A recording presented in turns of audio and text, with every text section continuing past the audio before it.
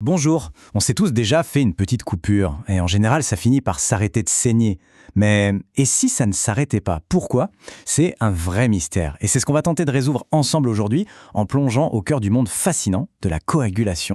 En fait, on peut voir ça comme le système de freinage d'urgence de notre corps. Et quand ce système super important tombe en panne, eh bien, ça peut vite poser problème.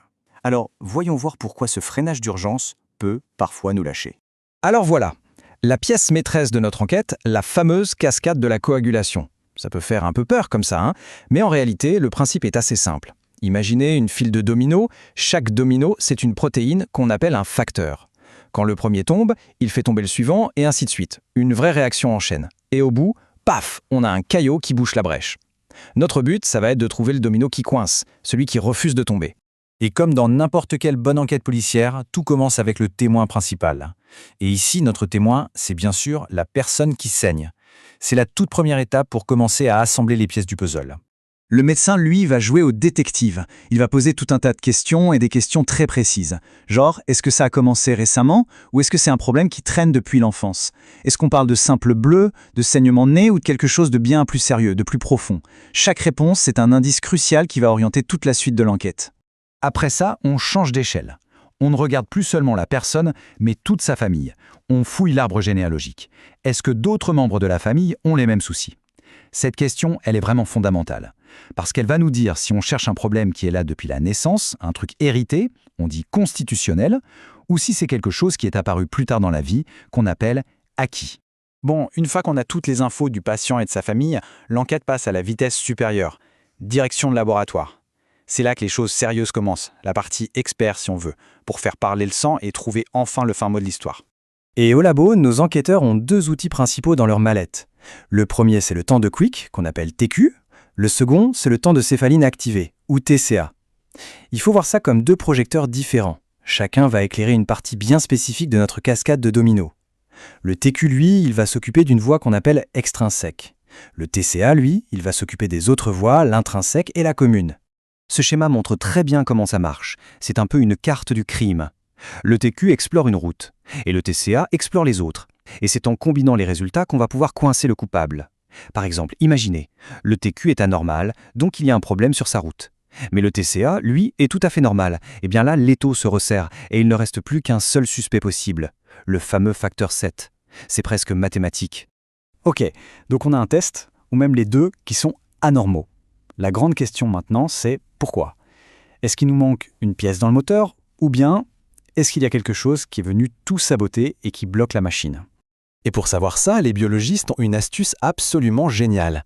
Ça s'appelle le test de correction. C'est tout simple. On prend le plasma de notre patient et on le mélange avec du plasma normal, un plasma qui lui a tous ses fracteurs en état de marche. Et on refait le test. S'il redevient normal, bingo, ça veut dire qu'il manquait bien un facteur, en gros on a comblé le vide.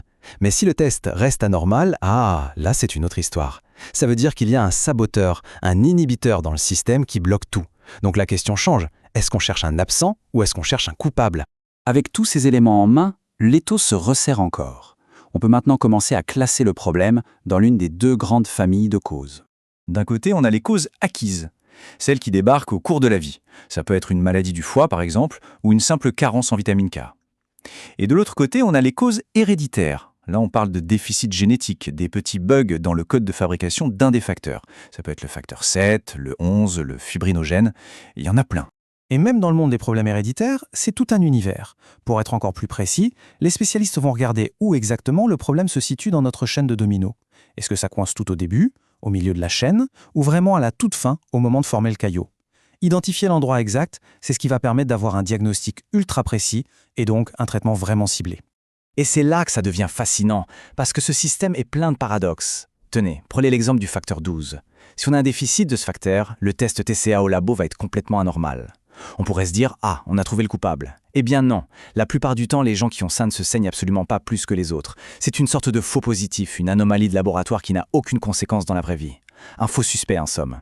Mais à l'inverse total, un déficit en facteur 13, alors là c'est une toute autre affaire. C'est le tout dernier maillon de la chaîne, celui qui vient solidifier le caillot, le rendre vraiment costaud.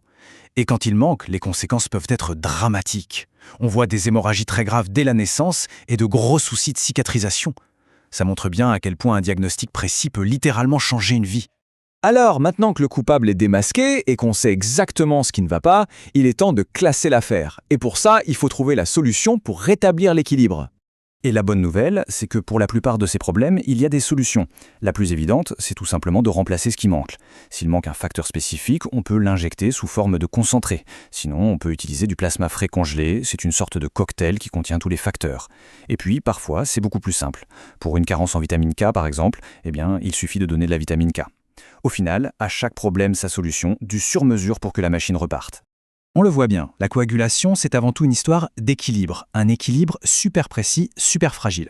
Aujourd'hui, on a exploré ce qui arrive quand la balance penche du mauvais côté, celui qui ne coagule pas assez. Mais ça ouvre une autre question, tout aussi passionnante. Qu'est-ce qui se passe quand la balance penche de l'autre côté? Quand le système s'emballe et coagule trop? Ça, c'est le monde des thromboses, des caillots qui se forment là où il ne faut pas. Et c'est une toute autre enquête. Merci d'avoir suivi cette analyse.